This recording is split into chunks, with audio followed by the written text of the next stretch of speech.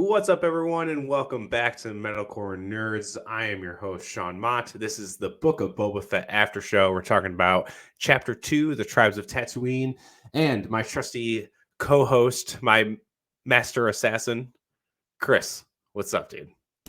Hello, hello. I was made in the cloning vats of Camino. Good. That means you're a good soldier. It was this is kind of like a side tangent, but as we talked about last week, this series seems to have a lot of similarities with the Bad Batch, and the Bad Batch just made me realize how dumb the Empire is to get rid of clones and replace them with numbers with stormtroopers. I was just like, you're just dumb. That's fine, I guess. Literally, it makes no sense at all why you would like. They were like using some justification that it's like cheaper to recruit like a volunteer force, and then also like the morale component because you have like people actually stepping up from all the different systems to join. But it's like, why not integrate them? Yeah, because you saw they kind of had that like death squad, but it was more. It wasn't clones. It was like trained mercenaries with just like randos who ended up being the rest of like the stormtroopers. And you see like the death trooper. I think they're called death troopers. You see them in Rogue One too. They're like in black. Oh, the Dark Troopers. Oh no, Death Troopers. Dark Troopers are the robots. Death Troopers? Wait, Yeah. Okay, so my take on it was that the Dark Troopers, I guess you're right. Yeah, they are Death Troopers. My take on it was the guys from Rogue One, and I'm clearly wrong because I'm looking at it right now. But I figured that they were like version 1.0, and then like the Dark Troopers in Mando end up being like Dark Troopers 3.0 or whatever. Because like when they first introduced them at the end of season 1 of Mando, those are still human beings. Oh yeah, and they're just like full androids by the time, because I know they're in that game. I think the Force Unleashed Dark Troopers are, and I think they're still robots, but they have Force powers too, which is fucking nuts. The Force Unleashed, bro. I would like to see a one-off movie. I never played it, but I've heard it's sick. We never will because they don't want to like show. Like if they ever show a Jedi or a Sith with that level of power, like they'll never be able to go back.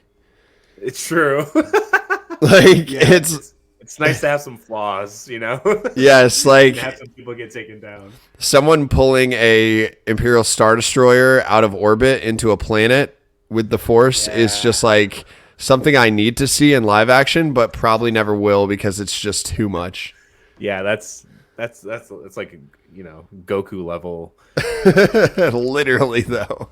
Just in Star Wars, that'd be a little too much. But before we get into Chapter 2 of the Book of Boba Fett, we're gonna talk about what we watched this week. Let's see if we watched anything new.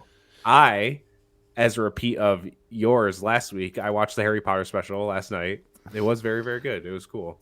Some parts seemed a little weird. The end got me emotionally because you could see how like much it meant to them and stuff. But like the whole the dude who plays Draco, Tom Felton, the weird thing with him and Emma Stone or Emma Watson, man, yeah, I'm losing it. That side off was kind of weird, and dude, I was shook. Yeah, I was like, they're like nothing ever happened, but and I was like, that was weird. The look on her face, dude. I'm like, she wants something to happen. Did nothing happen? Come on. In the Friends one, they talked about how Ross and Rachel had like a real life attraction for each other, but they didn't pursue it because they knew it would ruin the show. And that made me like hurt inside. Yeah. Because obviously like it's like one of the biggest like love stories of sitcoms ever. And to see that it almost happened in real life, I was like, man, if they get together in real life now, that would be pretty dope. But that would break the internet. It was really good. It would break the internet. It's like Ben Affleck getting back with J-Lo, It's like, good for you, bro. She's trying to get that final ring so she'll have the full Infinity Gauntlet. Fuck, dude. So I watched that. That was cool. It was cool. It was well done. I really laughed hard. Like, she's like crushing on Tom Felton's Draco Malfoy. And then they started talking about when her and Rupert Grint kissed. And Oh, and how like, awkward it was. dude, you could just see like he was like dying inside as she talked about that. She's like, that was the most difficult thing I've ever done. And like I saw a meme where it was like all three of their faces, and Daniel Radcliffe has just got his jaw dropped, and then Rupert Grint's just like, yeah, me too. Like deadpan. Yeah, it totally sucked for me too. Like seriously sucked. It was really hard. It was super hard, Emma. I don't know how I did it. I just trooped through though. That's really funny. I wish I'd seen that meme. That's a good meme.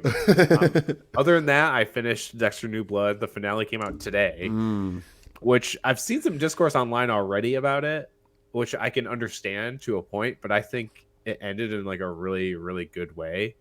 And it definitely, for the first time, I think in the whole Dexter franchise, it's not a spoiler to what happened. I'm not going to say what happened. It just came out today, but it definitely makes him face the kind of morality of his decisions for once, which it never does. He always kind of paints them in a light of, hey, I do this for justice. Like I have this thing inside of me and I feed it by taking out people who are evil and stuff like that. But this episode, or kind of this whole season that they added on, kind of makes him face that, which I really, really like, because they never really did that in the original series. But I really liked this. I think it's like one of the best seasons of Dexter like ever. I'm so hype. It's sick, dude. It's like really cool, and I think it's extra cool for me because where it takes place is so close to where I live. Yeah, even though it was filmed a state away, but still, it's cool for them to hear them talk about places that I know. I'm like, oh shit, that's really cool. Yeah, I'm really excited because like the ending of the last show was kind of whatever, but the only other time that I feel like he really had like serious consequences throughout the entire series was when he faced off against the Trinity Killer. Yes. Yeah. And like Rita and everything that happens. Like he faced consequences for his actions, but he never realized that like, oh, this is all my fault. It was kind of more of, I need to do this because, but he never faced it as like, what I'm doing is wrong. And that's like the biggest thing. Cause you obviously like Dexter, but in reality, this dude's a fucking serial killer. he's like legitimately a psychopath who outright tells the audience that, hey, I have no feelings for anyone. This is all to blend in. I have no attachment. I'm just here to keep my dark passenger at bay by murdering tons of people. It's like, it's really fucked up. But you like the guy, which is crazy. You can't help but root for him. Exactly. And, Sean, I think I maybe mentioned this to you, but on the Geek Peak, we're going to be doing like a series of bonus episodes with Lauren from Hopsky News. And we're going to be covering season 1 episode by episode of Dexter. And then we I think I said this last time maybe, because I mentioned that we might time jump to the New Blood. Yeah. And you're like, that's a lot of ground that you're jumping over. Yeah. Because also no spoilers for New Blood, but definitely the events of the Trinity Killer stuff definitely weighs into this season as well. It's cool. I'm not going to say who comes back, but people come back. And it's really cool how they integrate new characters with old characters. It's really, really cool. It's a story that completely stands on its own, but you obviously need to kind of know what happened in the series. It'd be very weird to kind of pick it up, which I guess you could because it kind of explains it, but you don't get the full picture of everything that happened. Because that last scene of the series finale before this came out is, it picks off 10 years later right from there, from him being in the cabin. Everything like that. So, but yeah, I'm stoked for other people in the platoon to watch it because I very, very much enjoyed it. And then the only other thing I watched this week is I finished season 1 of The Leftovers, which this show is wild, dude. It's wild, man. I've only heard good things about that show. I need to actually like sit down and watch it all through. Have Especially you seen Watchmen? Have you seen Watchmen? Yes. Same creator did this. Okay. Yeah, Damon Lindelof. Yes.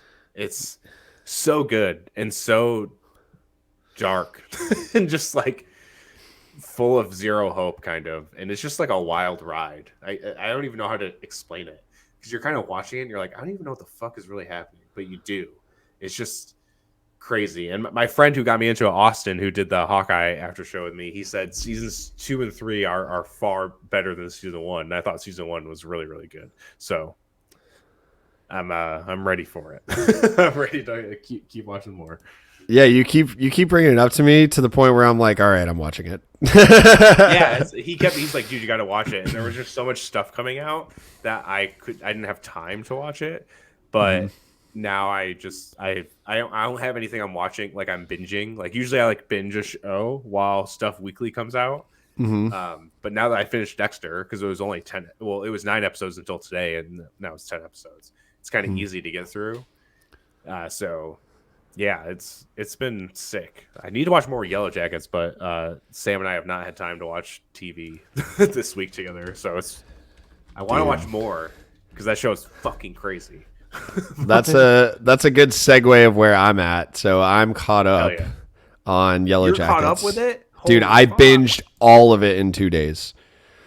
I was like, yep. I get it. Because once we start it, we're like, okay, next one. Yeah. We're like, keep going. Dude, I'm like, I need to know what this is about. And did we talk about Yellow Jackets last week? I don't think you watched it yet, because I said I started it, and I don't think you even started it yet. Okay, so like mild spoilers. You need to watch it. Yeah, very mild spoilers. I've only watched episode 3. Okay. I want. So like mild spoilers though. So Yellow Jackets is about this like team of soccer players in high school. They're on their way to the national championship. Their mascot is the Yellow Jackets, and flying from New Jersey to I think it's Seattle or Tacoma, Washington. Oh yeah. They reroute north to avoid a storm system, so they're somewhere over Canada, and their plane goes down. There's like a lot of interesting character dynamics, but like the whole show is juxtaposed with like flash forward. There's like flashbacks that tell what happened out in the woods, but then like the modern day stuff is like all of the characters 25, 30 years later. Yep. So like a lot of like marital issues and like addiction and, you know, like relationship dynamics, like with their kids or their affair, like their lovers or whatever. And then there's also like, there's someone that's like trying to blackmail them or something to that effect. Like someone is doing something nefarious, but you don't really know what it is. So they're like trying to figure it out. But I will say, I really like, it's not that the modern day stuff isn't interesting. I'm just like, I don't care about any of this. Give me all of the stuff that happened back in the day. Give it all to me. I need every detail of what happened with these girls out in the woods, because like the opening scene of the entire show shows them, like the surviving girls during winter, all dressed in like insane furs. They literally look like Nordic like shamans, and they kill one of the girls with a pit trap, and then they eat her. They like cook her and eat her, and you don't know who it is, and you don't know who the ringleader of them is. But I have a feeling it's going to be. Well, we can speculate about that, because you don't like, no one knows. So who do you think that the person in the veil is in the front center? Dude, I think it's possibly, I can't remember the character's name, but the one that Christina Ricci plays the older version of.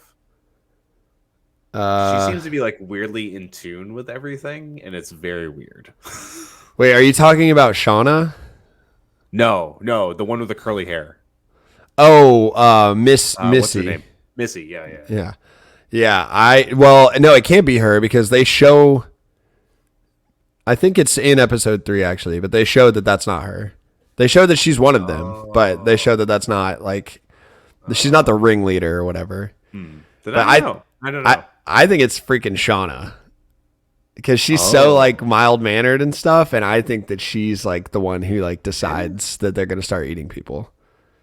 That's definitely possible. Like this show's like, anyone who hasn't watched it, seriously watch it. It's so many of, because Sam picked it out and she's been telling all her friends like, watch this show. And even our friend was like, it was funny because he's like, "You guys need to watch Yellow Jackets," and Sam was like, "I told you to watch this like a week ago." And he's like, "Oh yeah, right." And he was like, "What the hell, man?" But yeah, like pretty much, like I told the platoon, and then Lance was like, "Holy fuck, this show is crazy," and I'm like, "I know, dude. It's like insane. It's so crazy. It's really so brutal, randomly."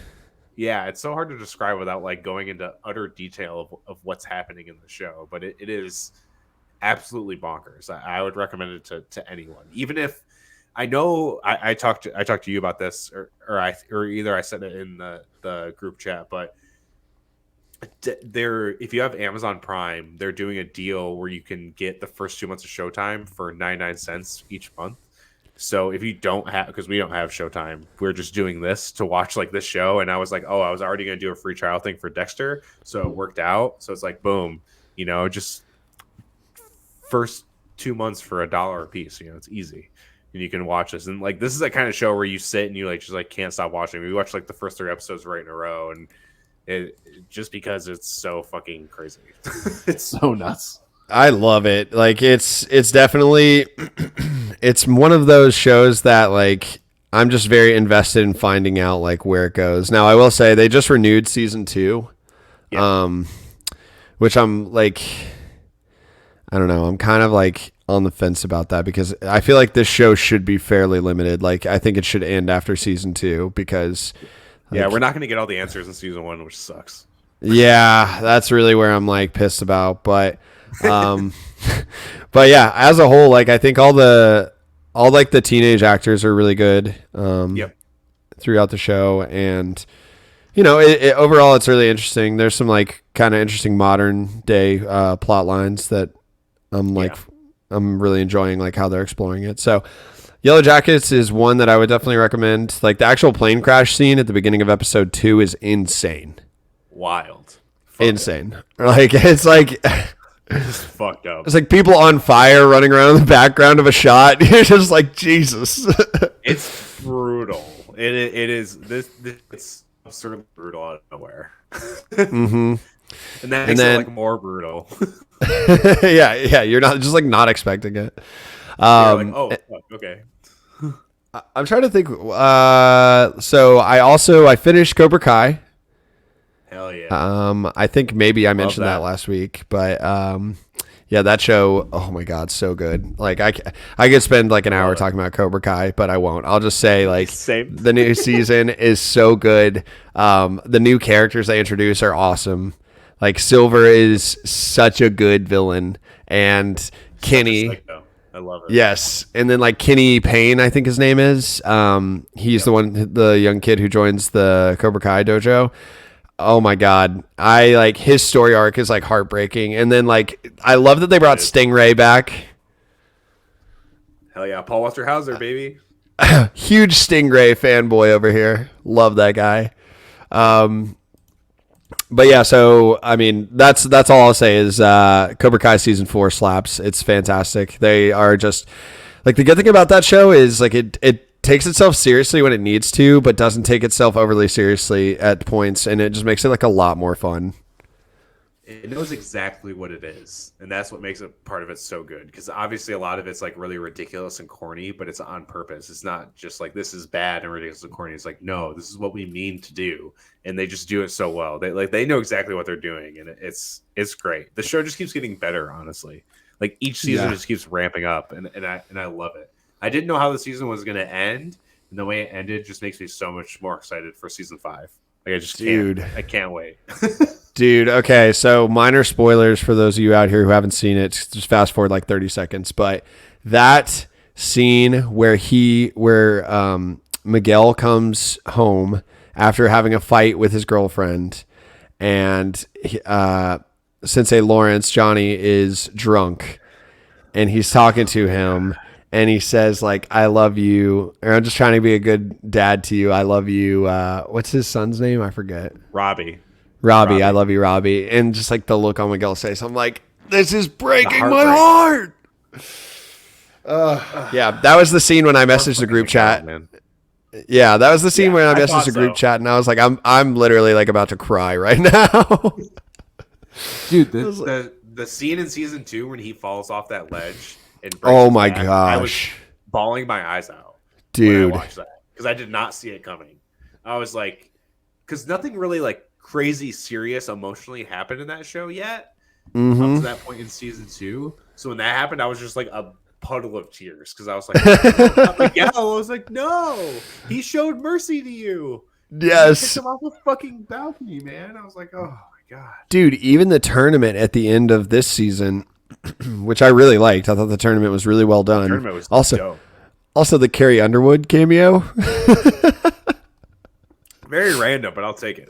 So random. But I like was really, really worried when Miguel was fighting Hawk. I literally was standing at that point. I was like, no. I was like, this cannot be happening. Because when I got to see that first episode early, they mentioned his back twice in that episode, and I mentioned that in my like non-spoiler thing of how his back gets mentioned. I was like, it's going to come into play later, and then it did. And I was like, I knew it, because that was the thing about season 3 is that he kind of got paralyzed and got over it pretty fast. I mean, it was kind of like through a montage of like a very 80s montage. Oh yeah, of course, of Johnny like training him back and things like that. But it was like in the scope of the show, it was like fast. Like it could have taken place over like a month or 2 months or something. We don't really know, but as you're watching it, it happens pretty fast. And I was like, man, that was kind of very convenient. But the fact that they're playing into stuff like this, where it's going to come back to affect him, I was like, okay, cool. I was like, I'm okay with that as long as they're going to show consequences for it, and it's not just like, I'm good, don't worry, like, yeah, exactly. I broke my back and they said I wasn't going to walk, but yeah, I'm doing fucking front flips and no big deal. But that's why I like that they like showed that there is still ramifications from that. It was good. I love Cobra Kai, man. That shit is it's fantastic. I can't recommend it enough, honestly. It's just like so cathartic to watch. It's very lighthearted, and like it does have serious parts, but like it kind of reminds me of like a less introspective version of like Ted Lasso. You're not like keeping the same vibes. Yeah, like it's just like fun to watch. Like you're just like happy when new episodes come out. You want to like just sit down and like get into it. And it's not like too heavy, and there's not like overly cerebral either. It's just something. It's not mindless, but like you can just sit down and actually just enjoy your time watching it. It's not going to make you. It'll hit you in the feels here and there, but like I don't know. Oh yeah, something special about it. Yeah, I agree. Anything else you've been watching? Yes. So the only other show that I have been watching is Wheel of Time on Amazon Prime. Oh. I really have been enjoying it. I've never read any of the books, but I see like a lot of Lord of the Rings parallels to it. And it's got some really kick-ass female characters, which I'm a huge fan of, because like there's like this like mage society called like the Aes Sedai, and it's all women, because like men, if they like channel the like they call it the light, but if they channel like this magical kind of like the force or something, it like drives men crazy. So like all like the women have created this like society that keeps it in check, and they like hunt down men who are utilizing this ability. And so like there's a lot of like really badass female characters in this, and like all of basically their wishes, like all the ladies of the Aes Sedai, they have like warders, which are like their personal bodyguards and best friends that are like all these men. And it's like it's just really like the world building is really well done. The character development so far has been good. I'm not done with it, but like my only critique is like there's some scenes where like the CGI looks a little weird, like it just like looks like childish a little bit. But then like other times it's like but then like other times the CGI is insanely good. Like some of the city designs that they have and stuff are like gorgeous. I'm like, okay, I'm really excited for the Lord of the Rings show from Amazon because of like how well they've done this one. And it deals a lot in like the themes of like reincarnation, because like the idea is like there's the Wheel of Time, that's like the moving force of all events. And so like when you die, you come back as like another, being or whatever.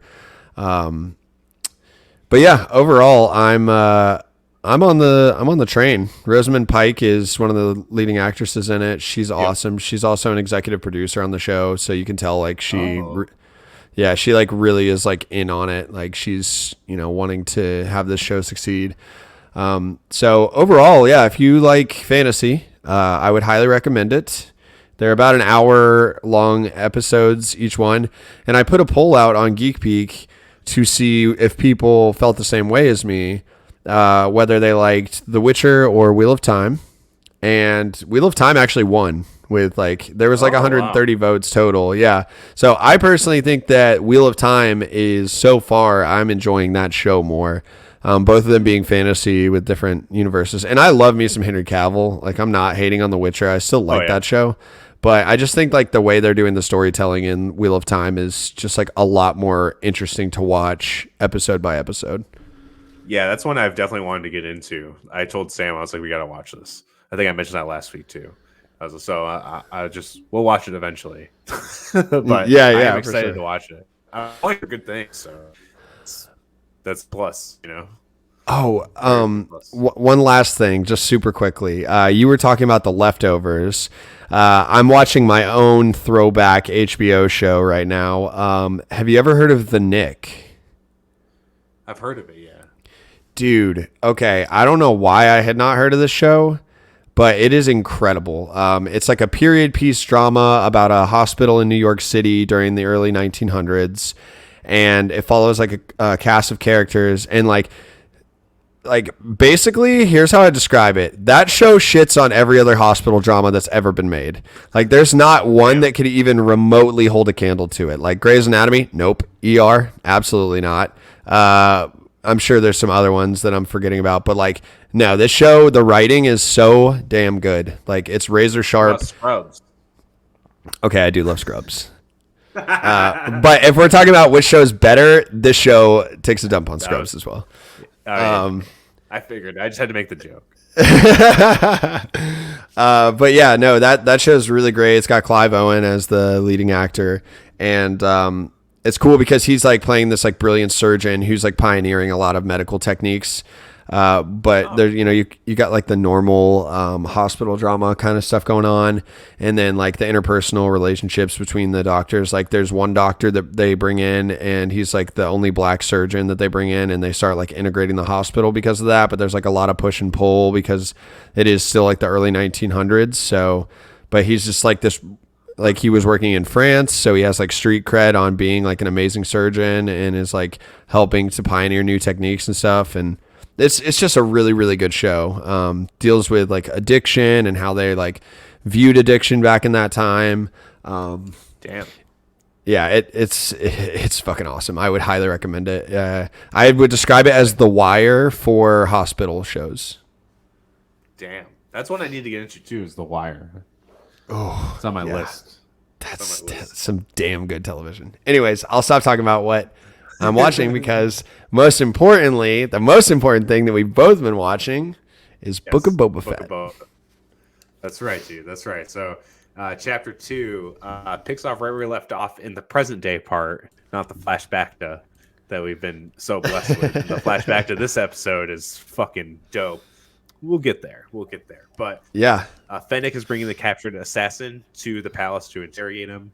We find out that he is a member of the Order of the Night Wind, which is a new group to Star Wars that hasn't really been in anything else, so it's like new to the show.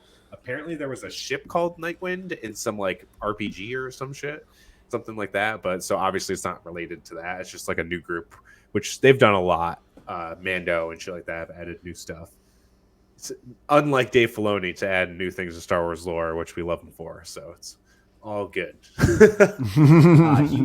He will not talk because he's like a trained assassin.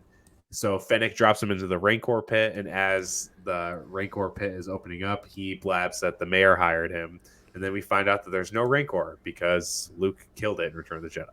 That's why there's no Rancor. Loved it. Yeah, what did you think of the scene? That was pretty fucking good. Oh yeah, I thought it was awesome, and like I knew like when they dropped him down, I was like, they didn't get a new Rancor. Like Luke. Which is weird because there's a Rancor they saved in Bad Batch that they give to Bib Fortuna, which could have made its way to Jabba's palace because he could have. But I guess with the timelines, it really wouldn't have worked out because Bad Batch is right after Episode 3, and who the fuck knows what he did with this random baby Rancor? Yeah, 20 years or 40 years ago or whatever it is. So, I mean that could have been the one that Luke kills, right? It's true. Yeah, I guess it could have. Yeah. Yeah, I guess when I say that, yeah, it could have. Also, throwing this out there, did you catch who the director was for this one? Oh, I can't remember her name. It's Steph Green. She's done Luke Cage, The Watchmen Show, Man in the High Castle, Bates Motel, Preacher, and now Book of Boba Fett. Damn, yeah, they always getting some dope ass directors in this stuff. Yeah, I really liked the direction on this episode. It felt like they like covered a ton of ground in, 40 minutes? Yeah, and I know the director of photography is from all of the Back to the Future movies and a bunch of other stuff. So that train scene is like obviously very kind of reminiscent of the train scene in ways, not totally or anything like that, of the train scene in Back to the Future. Or Back to the Future 3, I think it is. When they're out west. Yeah, which is super fucking sick too that they had him in here because you can definitely tell that like a lot of the stuff is like so well shot. And I've seen a lot of hate about this show, saying it's like boring, and I'm like, no, it's not. Like, what do you mean it's boring? Like, I feel like we live in this weird world where everyone just wants fucking like torture porn shit, but like, it has to be like the craziest shit ever, or it's boring. Like people are like, yeah, Hawkeye's like boring. Oh yeah, shout out to Trent being like, man, like nothing's like happening in this, and it's like, well, yeah, I mean, oh yeah, totally. Other than introducing new characters and really great character development, but yes, sure, totally ignore that. I nothing is happening. Totally. But like, yeah, people said shit like that. Or I mean, I've heard people say the beginning of Endgame is slow, and I'm like, slow? Are you fucking crazy? They literally kill Thanos in the first 10 minutes. Yeah, what? I don't know. People are just crazy. Like, yeah, it's like a little slow, and I'm like, yo, I've seen slow movies, and I was like, I'm cool with a slow movie, but no, that's not slow. Just because it's not like action jerk off scenes for 3 hours. Like, what do you want, dude? Like, I don't know. People are fucking wild, dude. I just don't see, if you're a Star Wars fan, seeing the show is boring. Just don't get it. Like, if you're not a Star Wars fan and you just watch Mando, I guess I can see it as boring because you're like, I don't know what the fuck any of this is. I guess I could see that, but I don't know. It's like a cool show. I don't know. Like the first episode, I could see people being like a little bummed because like not as much happened in it. A lot of it is set up. Yeah. But like after the second episode, if you actually love Star Wars, I don't know how you could not enjoy the second episode, especially the third act of it. Oh my God. Yeah. Like we'll get there. I won't get off on a tangent. Right. They bring the assassin to the mayor, Mok Shaiz, who is actually voiced by Robert Rodriguez, who is showrunning the show. I love the design of this character. It's so cool, and the way he talks, which is like this weird alien language, but he has this translator, so it's coming out in a normal like voice that us and Boba Fett could understand. He does warn Boba Fett that running a family is more complicated than bounty hunting, which I think is hilarious to say to him because obviously he's famously known as a bounty hunter.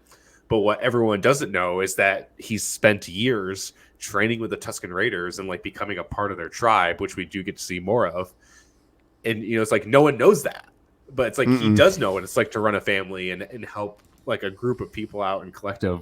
I just think it's funny that everyone judges him as face value because everyone thought he just died and he came back and they're like, oh yeah, it's this fucking bounty hunter guy. I liked that they incorporated a Thorian, which is the race that the mayor was. I love that from the Star Wars Extended Universe, the books, and also from they were pretty important in Star Wars Knights of the Old Republic. So I love like them getting some OG, some like lesser known alien races involved. Big fan. Like I think there was one in the original trilogy, but it was like a scene. Yeah, and like Mando did that too when they had the prison break episode in season 1. The Zabrak with the horns. Like I love that race. Like it was cool to actually see like a race that I've been a huge fan of that's like a deep cut of Star Wars, like actually getting some love on screen. Yeah, it's super sick how they integrate stuff like that in. It's like even I think in Mando season 1 you see like a Loth cat, which has only been from like Rebels.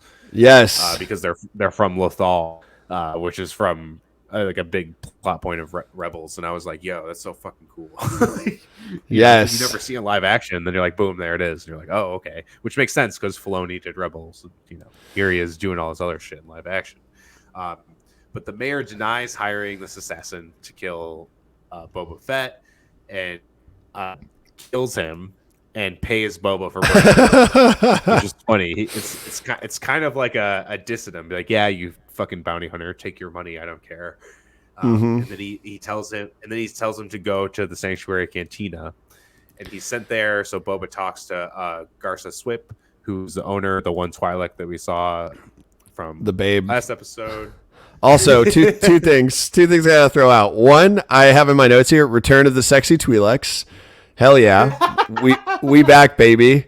I feel like every episode this season I'm gonna have just a random boner through the fucking show, and I'm just trying to watch Star Wars.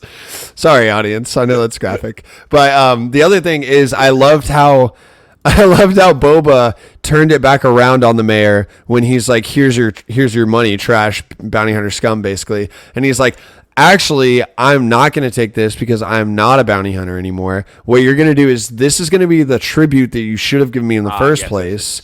And I loved how Boba just like dropped dick on him there like that. It's like, dude. Like this is like this is a bad man. Like I would not be fucking around with Boba Fett right now. Like he is smart as hell. Dude. He's got that street cred, and you're not going to kill this guy. Like he literally made it out of the Sarlacc pit.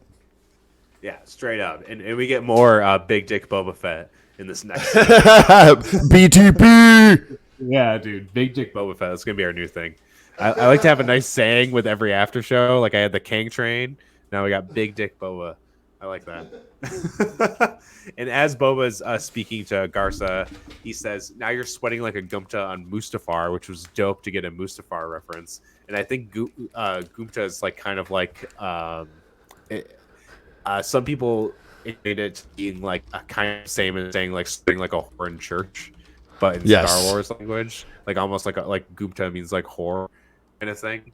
And then she mentions the twins, and we hear these drum beats. They go outside, and then we see twin huts in this big ass litter, and I love the detail of this litter of it bowing because they're so heavy, and the people carrying it like struggling. And as the scene goes on, you see them struggle more, and I thought that was incredible acting. It was like fucking amazing, because I wonder if they were actual puppets.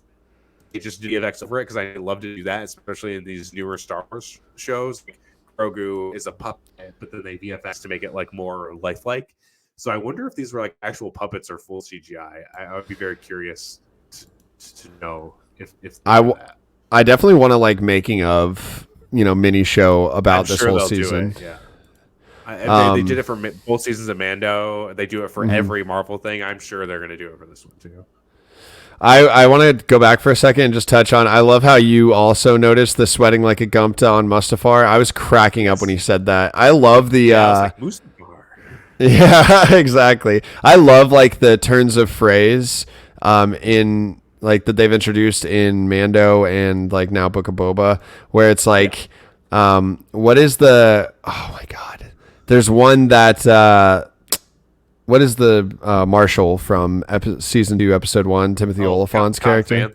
Cobb Vanth. He says something. I just like rewatched it recently. I can't remember, but he had like such a funny turn of phrase, and I was like, I need to start saying that regularly. Like, like I want to incorporate this. Shows. Yeah, I love it. I love it. It just like those lines. Yeah, it like brings it down to like a more real level. Like I think it adds realism to like the Star Wars universe. You know, like. But yeah, the litter coming out with the 2, not 1, but 2 Hutts. And then we get to see, I believe this is the first time we've seen it in live action, a female Hutt introduced. Oh, yeah. I'm trying to think back because it was so funny because I was talking to my friend, like a bunch of my friends after this, and I was like, I had no idea any of the Hutts were still alive because it's like a big plot point in Clone Wars. And I think a little bit in Rebels maybe. But all I could remember was Zero the Hutt, which had the most annoying fucking voice ever. And oh my god! I'm trying to think of other Hutts. So I was like, I was like, I guess it makes sense. There's more out there because I know Zero gets killed, and then obviously Jabba gets killed. I think Zero gets killed. I'm pretty positive. I think he does. Yeah.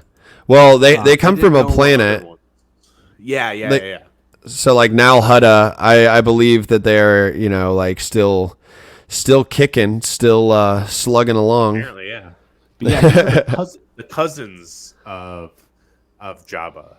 So they pretty much saying like, "Hey, this underworld is ours, motherfucker." And Boba's just like, "Nah, this is mine.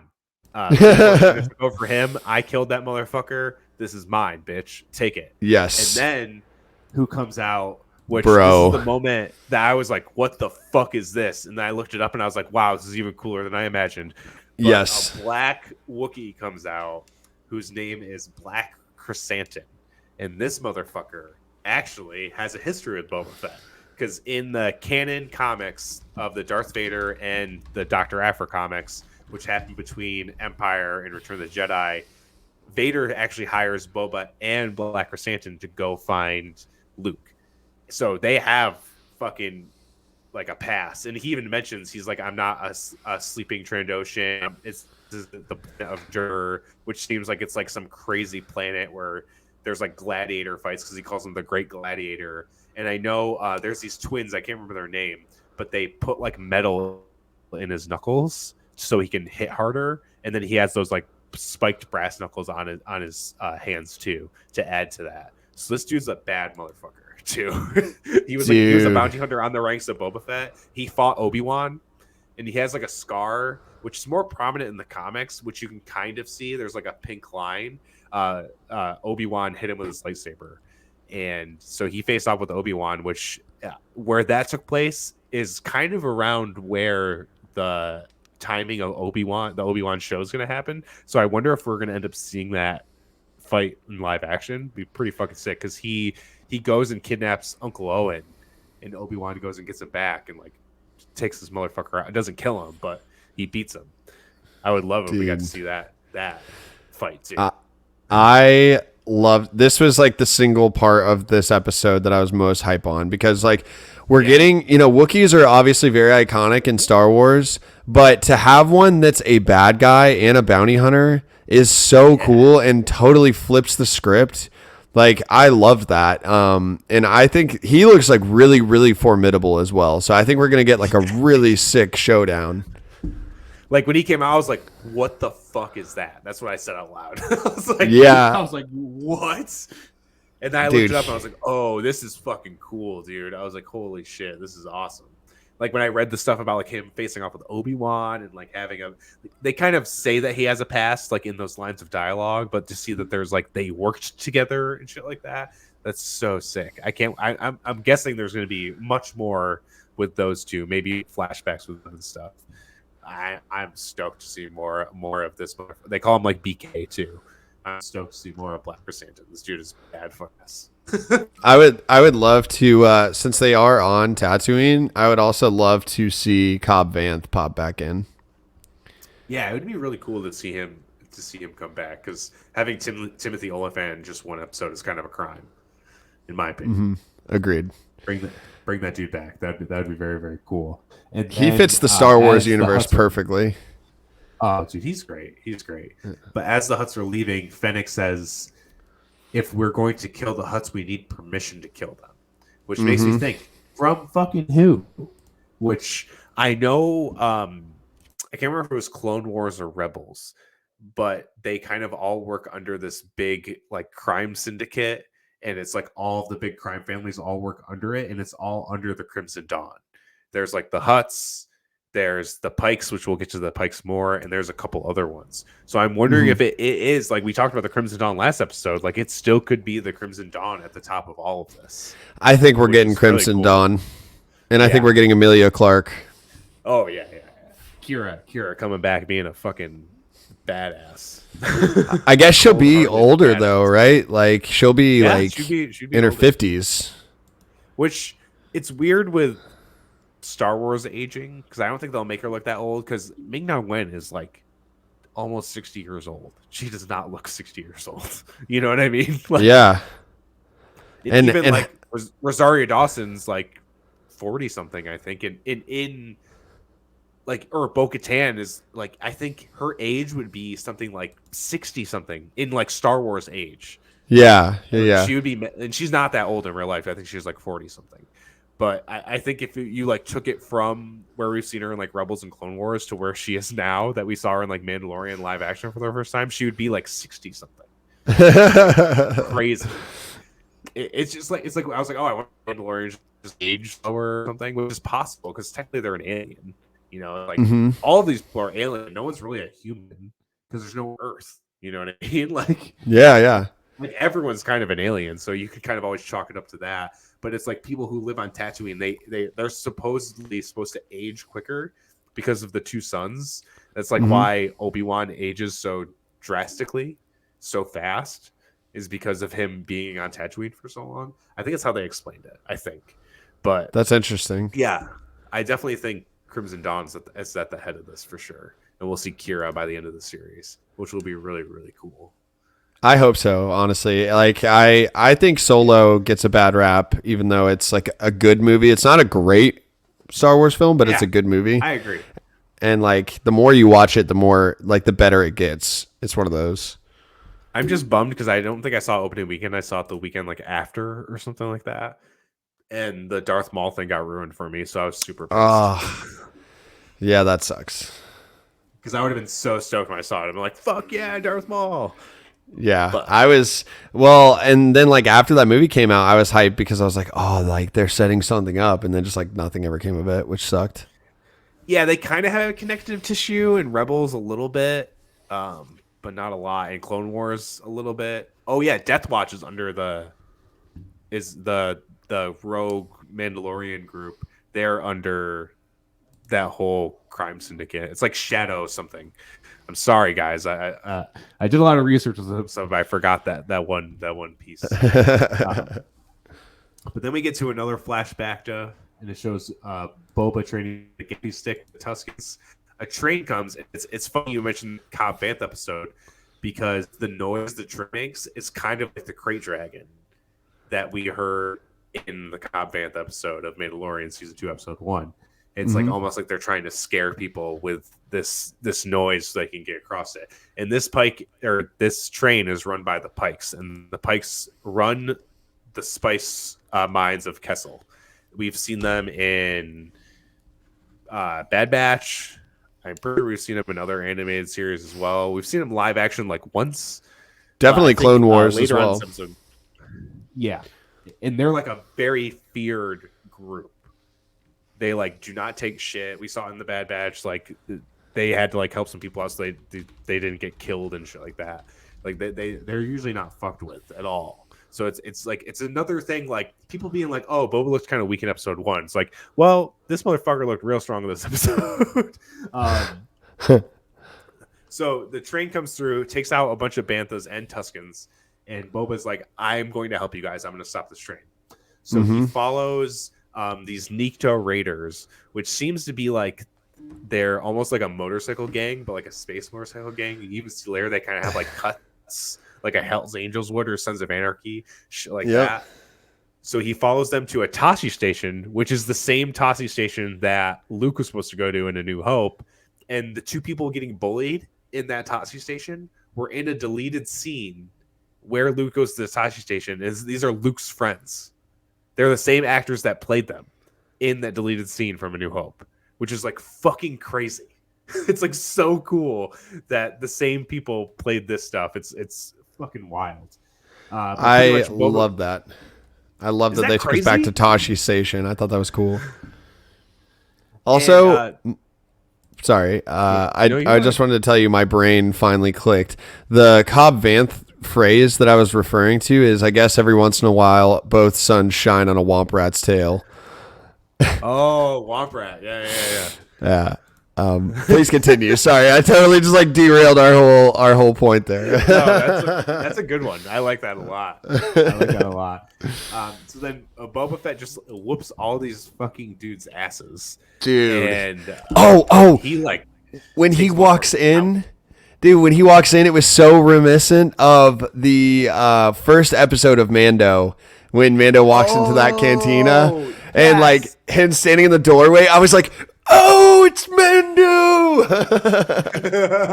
Fuck yeah, I didn't even think of that. That's so fucking true. Yeah, he just kicks all these motherfuckers' asses, and then he steals all their speeder bikes, which is awesome. I love that he brings back the speeder bikes to the Tusken camp. And how they immediately just start taking it apart. And he's like, no, what are you doing? What are you doing? These are mine. Like, what are you doing? One in the background, he has like a piece in his hand. He throws it. Yeah. It's like so fucking funny. But basically, he teaches the Tuskens how to ride the speeder bikes, which is also, it was like a really funny scene and a really cool scene. Just see them train and everything like that. There's like the gif going around of him going like this. Yes. Like a penta. It's like that one's going around everywhere. I think it's fucking great. Tamara Morrison's having the fucking time of his life, and I love him for it. Oh, dude, yeah. And then we get this fucking insane train sequence. So they're going down to take out the train. And I want to say before we get to the train sequence, the sign language that the Tuskens used was actually created by a crew member who's deaf, which is really, really fucking cool. Because it was funny because I was like talking about it while the episode was going on. I was like, I wonder if that's actual ASL.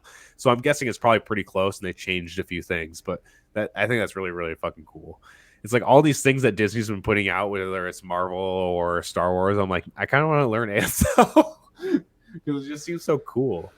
You know, it's cool that they're including shit like that. And then, so yeah, this train sequence, like a ton of Tuskens get fucking killed in the beginning of this train sequence. Like a ton taken out. What about the pod racing engine that they've got like hooked up on the top?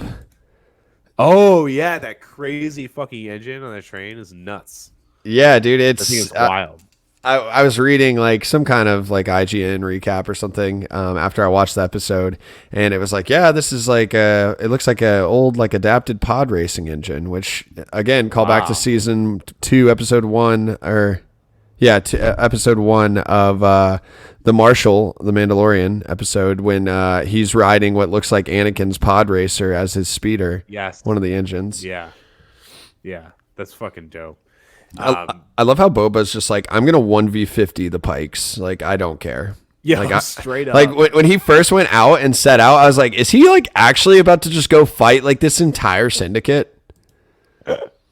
Dude, it's so fucking sick. So Boba gets on top of the train and he gets pinned down by a bunch of Tuskens, and then the other Tusken that was actually training Boba, which we found out this week, like the internet did, that it's a female, which is fucking dope. She fucking just kamikazes the speeder into the fucking into the train. Yeah. And then as she hops in and takes someone out, it was like a really cool detail that New Rockers pointed out, is that when the droid in the front, the crazy fucking anxious frantic droid speeded you could tell how much faster it was going, because when that Tusken goes in and throws the pike out, as soon as the pike hits the ground, it's like gone. It's like instantly gone. Like that's how fast the train is going. It's like boom, see it, never. Like done for.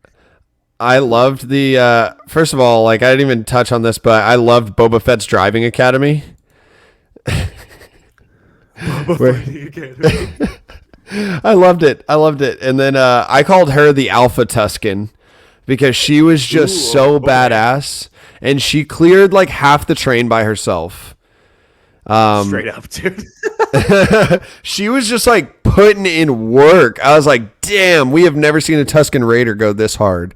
And she's the one who eventually like trains Boba, which was really cool. And then that pilot droid, first of all, saw a great meme. Shout out to Mash from Hops Geek who posted this, Hops Geek News. But it was like the droid pilot like pressing all the buttons at once with his 6 arms, and it's like live look at what a social media manager does. Yes. Pretty much, dude. I saw that one too. That one is really, really good. Yeah, that droid was fucking wild. So that droid bails, and Boba has to stop the train with his gaffy stick, which was really, really cool. Detail that he had to use that to stop the train. And so they have all the pikes out in the front, which I think is one of the first times we see I think it's the first time live action we saw a pike without the helmet off. They just look like these weird ass catfish aliens.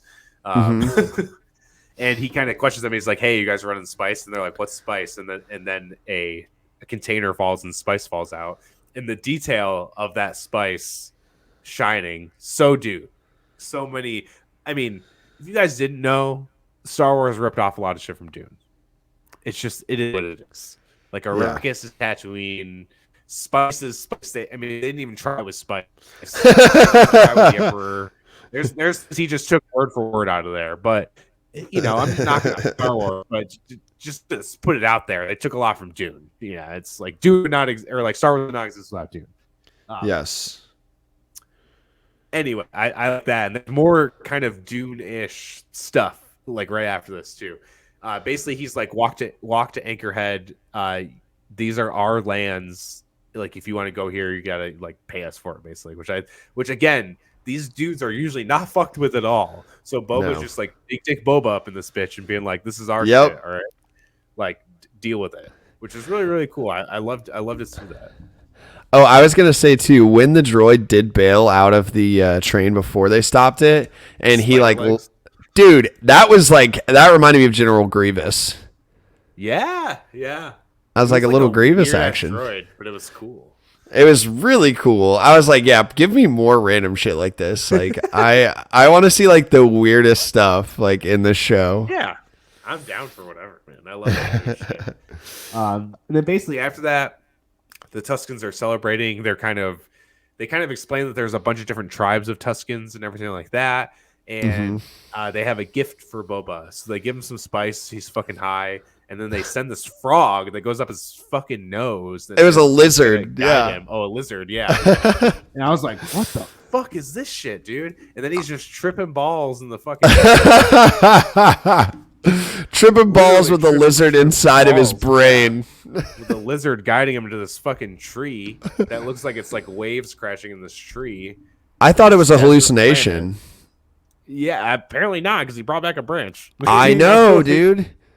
Also, crazy sequence of like him seeing Camino and him being in the Sarlacc pit. It's like this wild, trippy sequence. It's fucking crazy. Also, I really liked, like, jumping backwards for just a second, I feel like that scene where he negotiates with the Pikes to like have them pay a toll to the Tuskens moving forward, that like is one of the foundational blocks to like why he's going to be such a good leader. Like, I love that character development, because it's like he's not just this hired gun, he's not just like, you know, solving problems for the Tuskens, but he's actually showing himself to be like a skilled negotiator and a diplomat, which is going to definitely come into play as he, you know, tries to, you know, get a handle on his criminal empire that he's inherited. 100%, 100%. And so he, like I said, he gets this branch that he breaks off from the tree and brings it back. The lizard jumps out of his fucking brain. And they do this awesome ritual of him building his own gaffy stick. Yes. Them giving him his own like Tusken garb, which is really cool. It's kind of like so super cool. Jedi, you know, with like the hood and everything like that. Super sick. And then the episode pretty much ends with them doing this like celebratory tribal dance around the fire with all of their gaffy sticks. Very, very reminiscent of like the Maori like war dances or whatever. Which, you know, obviously Tamora Morrison is, I believe he's from New Zealand. I'll double check that, but yeah, like I'm sure that had some kind of like it played into, he's from New Zealand. So like those his peeps. Those are his people. So I'm sure that was like really, really cool for him to, kind of have some type of nod to that. And that tree, I found it very, very interesting because we never see trees on Tatooine. No. So I thought it was really cool to see that in general, and then also to get like all of the lore and the mythos behind how they get their gaffy sticks, like the like tribal importance of them, the like initiation of him becoming a fully fledged member of the Tusken Raider tribe at this point. And like, just, I love that. Like that to me was every bit as impactful as Mando getting his suit of armor made, from the Beskar, like I felt like that was his, major, character development point. One of them. Yeah, 100%. And it's super cool because, again, it's like filling in those gaps from where we saw him fall in the Sarlacc pit to where we saw him in Mando. It's like all coming together. And then also at the same time building from like the future point of him trying to take over Tatooine, of like where he left off at the end of Mando season 2. So it's like filling in the gap while moving forward, which I like stories like that. Like we talked about Yellow Jackets and stuff like that. It's like very much that same kind of thing. It's like you're seeing stuff in the past that add to the story in the present while stuff's still moving forward. It's like I love stories like that. So I'm like all in. I don't really know where the show is going, but I love that about it. You know what I mean? Yeah. Like, obviously, it's his quest to kind of take claim of the Tatooine underworld, but still, it's like never in a million years I think we were going to get this canon comic book character Wookiee or any or see the Pikes come up and them take down a train that was led by the Pike Syndicate and shit like that. Like I never would have guessed that in a million years, and that's dope. Like that's so sick. I mean, like, honestly, Trent just watched it like a day or two ago, and he texted me and he's like, I just fucking love what they are doing with the Tusken Raiders right now. Like, he's like, I literally, the humanity of the Tusken Raiders and like even like the child, like obviously we have an introduction of a female Tusken Raider who is a badass, the Alpha Tusken. And then we've got the kid who has been like a recurring character and is clearly going to be very important in the story as it moves forward, to at least to Boba, because he has this kind of like bond with him, this kinship. And so like, I just love, like, I almost feel like we'll probably see that kid grown up. Yeah, probably, because it's hard to tell. Because I think it'd only be like the time gap between that is only going to be like 7 years or something like that. But the kid could be like an adult. Yeah, it would be cool if that kid is like the chieftain now. Ooh, yes. And that's that's why I do think it's going to end up with the Tuskens kind of coming into play here. Like it almost seems like Boba is taking the stand in the criminal underworld to kind of help the Tuskens out, kind of like what we saw with the Pike Syndicate. You know what I mean? Like he's going to kind of integrate them in as part of his like empire, which is sick.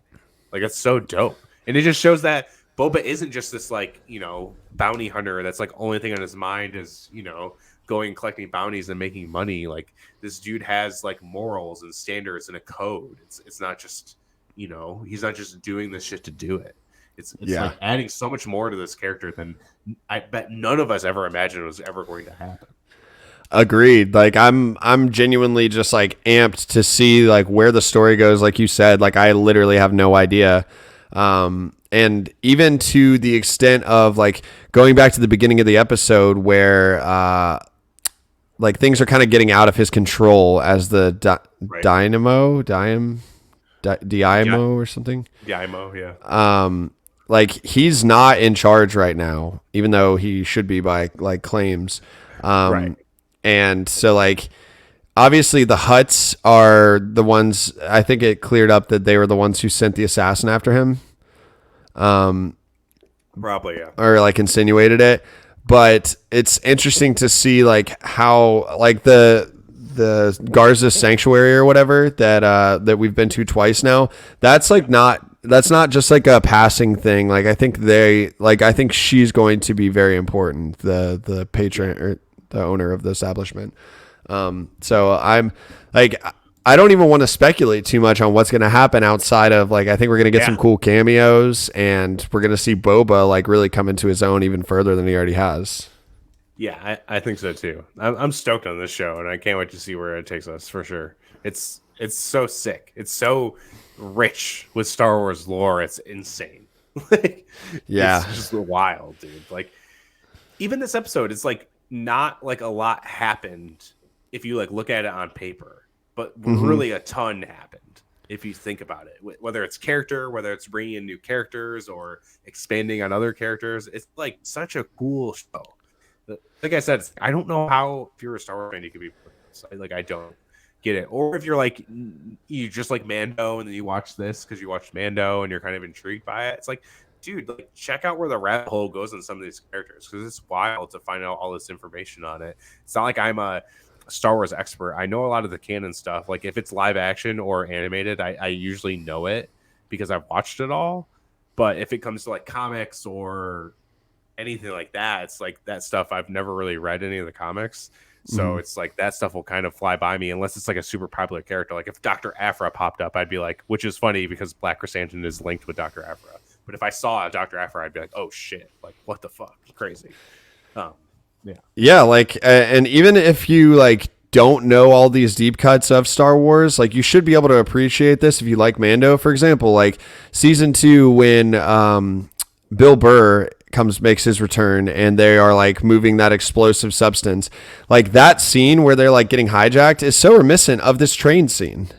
You know, Yeah. like Yeah. it feels super similar. Boba walking into the bar at Tashi Station, like there are definite nods to like, and the good thing is like there's enough difference where it doesn't feel like it's just a regurgitation of Mando. It definitely feels like it has its own style, its own like it's gonna have its own 100%. legacy and own storyline. So like I don't feel like it's not they're not like stepping on each other's toes at all. It's a very different show. Yeah, it is very different. They connect together but live on their own for sure. Awesome. Is there anything I want to add before we wrap this up? Dude, I'm trying to see Omega from Bad Batch in the live action. Like, Yeah, we mentioned that last week. That'd be so wild, dude. Because like dude, Fennec and Omega had a like relationship. Like they know each other, yeah. and technically Omega's related to Boba. Like I same want DNA. I want Cad Bane, I want Omega, and I want Cobb Vanth back. And Kira. And Kira. And Darth Maul. Well, Darth Maul's dead. Clone Darth Maul. The dead speak. Darth Maul somehow returned. Yo, I love Darth Maul, so I wouldn't even care. Honestly, I'd be like, whatever. I mean, honestly, too, like we could see, He like died once and he came back. like another interesting thought would be like some of the characters from the sequel trilogy, but younger. So like we could see like Poe Dameron. It would be kind of cool. Like we I won't wouldn't see be mad about it. we won't see Finn, and I really I mean Ray is on Tatooine though. It's like Child Ray. If Child Ray just randomly pops up out of nowhere, like what the fuck? Man, that'd be pretty wild.